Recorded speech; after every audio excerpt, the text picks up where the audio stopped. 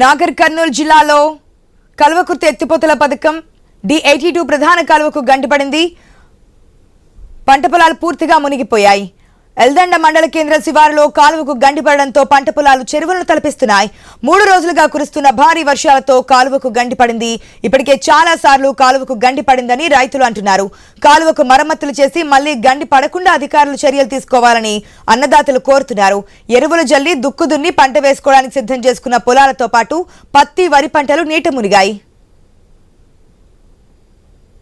3-4 రోజుల నుంచి కేలే కాలువ నీరు వదలడం జరిగింది.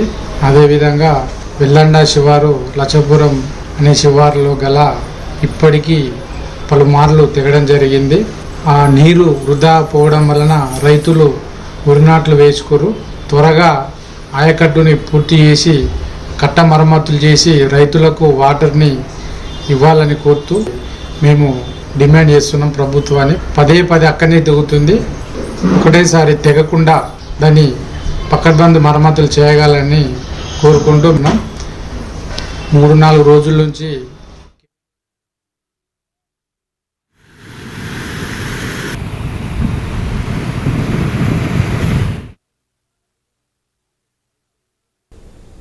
కర్నూలు జిల్లాలోని సుంకేసుల జలాశయం